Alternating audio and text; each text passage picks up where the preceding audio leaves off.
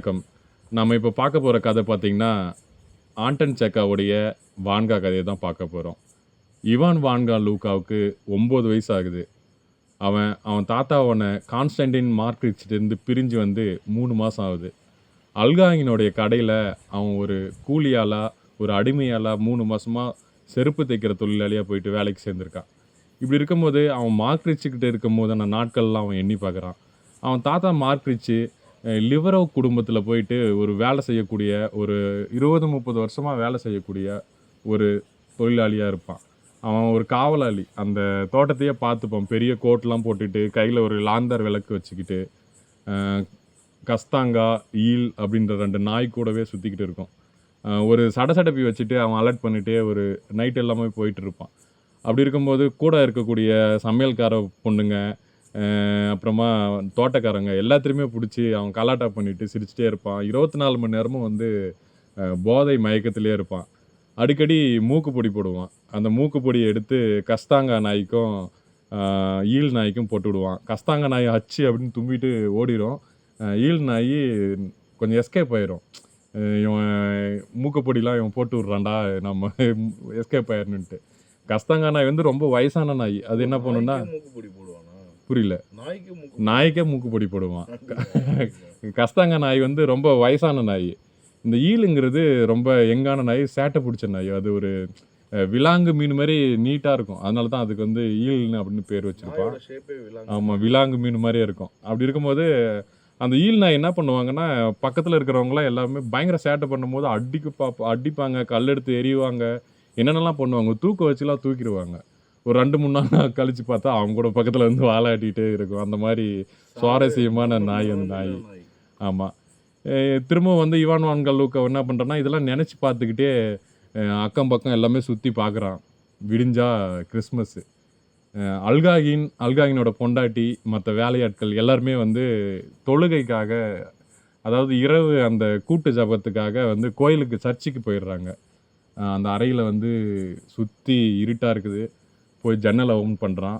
நிலா, ஒரு அரை நிலா தெரியுது. அப்படியே அந்த நிலா வெளிச்சத்துலேயே பார்த்துட்டு அப்படியே பயந்துக்கிட்டே சுற்றி முற்றி அலமாரியில் பார்த்து ஒரு மை புட்டியும் ஒரு பேனாவும் எடுத்து எழுத ஆரம்பிக்கிறான். அன்புள்ள தாத்தா, கான்ஸ்டன்டின் மாக்ரோச்சுவிற்கு உன் பேரன் இவான் வான்கா லூகாவை எழுதி கொள்வது அப்படின்னு ஆரம்பிக்கிறான். தாத்தா, என்னை வந்து தயவு செஞ்சு கூட்டிகிட்டு போயிரு. என்னால் அடி தாங்கவே முடியல. எனக்கு 24 மணி நேரமும் அடி உழுது. எனக்கு 24 மணி நேரமும் பசிக்குது. யார் அடிக்கிறாங்க? என்னை அல்காயினோட பொண்டாட்டியும் கூட வேலை செய்கிற எல்லாருமே போட்டு என்னை அடிக்கிறாங்க. நான் இப்போவே ஓடி வந்துடுவேன். இப்படியான குளிரை தாங்கிறதுக்கான ஒரு ஜர்க்கினோ, ஒரு கோட்டும், பூட்ஸும் என்கிட்ட இல்லை. இல்லைனா நான் இப்போவே வந்துடுவேன் தாத்தா. தயவு செஞ்சு வந்து என்னை கூட்டிகிட்டு போயிரு. நான் பெரியவனா, நான் உன்னை ரொம்ப நல்லா பார்த்துக்குவேன். உனக்கு மூக்குப்பொடிலாம் வந்து இடித்து தருவேன். என் அக்கா இருக்கால பெட்காவுக்கு பதில் நான் வேலைக்கு போகிறேன். நான் போய் ஆடுலாம் மேய்க்கிறேன். நீ என்னை எவ்வளோ வேணாலும் அடி, ஆனால் வந்து இங்கேருந்து தயவு செஞ்சு கூப்பிட்டு போயிரு தாத்தா. என்னை டெய்லியும் அடின்னு அடிக்கிறாங்க. நான் ஒரு டைம் என்ன பண்ணேன்னா வந்து, அல்காயினுடைய பொண்டாட்டி வந்து எனக்கு ஒரு வேலை வச்சுட்டு போயிருந்தா. மீனை வந்து கழுவ சொன்னா. அந்த மீனை முன்னாடி கழுவுறதா இல்லை வந்து பின்னாடி கழுவுறதான்னு தெரியாமல் நான் அந்த மீனை வச்சு கழுவிட்டு இருக்கும்போது, அந்த மீனோட வாய் எடுத்து என் மூஞ்சியெல்லாம் வச்சு தேய்ச்சி என்னை ரொம்ப கொடுமைப்படுத்திட்டா தாத்தா. ஒரு டைம் அவங்க குழந்தைய நான் வந்து தூளியில் ஆட்டிகிட்டு இருக்கும்போது தெரியாமல் மறந்துட்டு தூங்கிட்டேன் தாத்தா. அப்போ வந்து என்னை அல்காயின் பெரிய பூட்ஸ் தைக்கிற அந்த கட்டையை எடுத்துகிட்டு வந்து மண்டை மேலேயே டப்பான்னு அடித்தான் தாத்தா. வழியில் துடின்னு துடித்தேன். என்னை யாருமே கண்டுக்கல தாத்தா. அவ்வளோதான், நான் செத்துட்டேன். இதுதான் கடைசி முறை அப்படின்னு நினச்சேன் தாத்தா. வான்கா அந்த கடிதத்தில் தொடர்ந்து எழுதுகிறான். தாத்தா, உனக்கு போன கிறிஸ்மஸ் ஞாபகம் இருக்குதா? பிர்மரங்கள் சூழ்ந்த அந்த காட்டில் அப்படியே நீ நானும் அப்படியே மேகங்கள் சூழ அந்த வெள்ளை இரவில் அப்படியே மெதுவாக நடந்து போவோம். நீ ஒரு சுருட்டை பற்ற வச்சுட்டு பின்னாடி ஈல் நாய் வந்துகிட்டே இருக்கும். நானும் பின்னாடி ஜாலியாக ஒரு கோட்டை போட்டுட்டு அப்படியே பின்னாடி துள்ளி வந்துகிட்டே இருப்பேன். சடசடப்பி எடுத்துகிட்டு நீ அலர்ட் கொடுத்துட்டே போவேன். திடீர்னு ஒரு முயல் வந்துடுச்சு. நீ ஓடி போய் அது 2 காதையும் பிடிச்சி அப்படியே தூக்குனேன். நான் துள்ளி குதிச்சுட்டு பின்னாடியே ஓடி வந்தேன். அந்த பிர்மரங்களை எடுத்துட்டு விடிய காலம் நம்ம கிறிஸ்மஸ் மரங்களை வந்து உருவாக்குறதுக்காக வந்தோம். நீ வேணா ஓல்கா கிட்ட சொல்லு தாத்தா.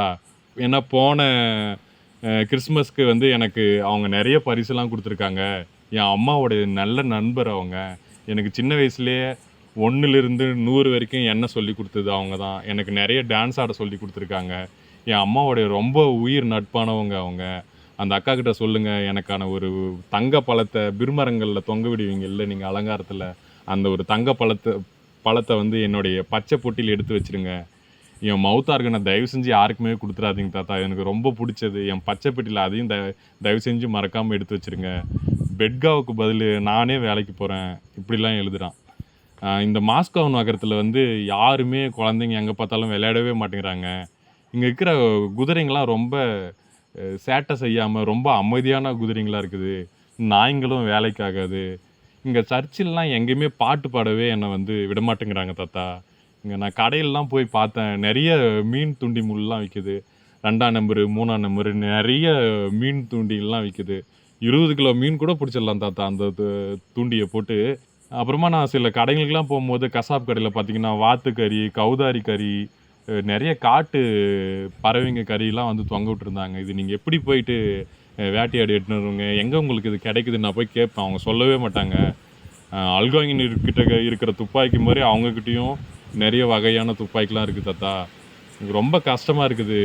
எங்கள் அடி என்னால் தாங்கவே முடியல. என்னை எப்படியாச்சும் சீக்கிரமாக வந்து கூட்டிகிட்டு போயிட்டு தாத்தா அப்படின்னு சொல்லிட்டு அவன் எழுதி முடிப்பான்.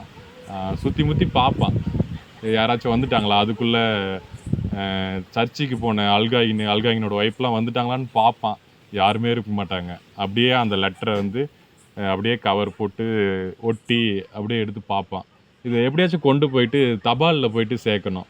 இதுக்கு முன்னாடியே அவன் என்ன பண்ணியிருப்பான்னா, அங்கே இருக்கக்கூடிய கசாப் கடையெல்லாம் இருக்கும்.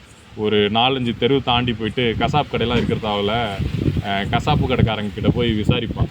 அண்ணா, இந்த தபால் போட்டால் எப்படி போய் சென்றடையும் அப்படின்னு கேட்கும்போது அவங்க சொல்லுவாங்க, 24 மணி நேரமும் மயக்கத்திலே இருக்கக்கூடிய 24 மணி நேரமும் போதை மயக்கத்திலே இருக்கக்கூடிய வண்டியை வந்து கட்டிட்டு அப்படியே வந்துட்டு இருப்பானுங்க.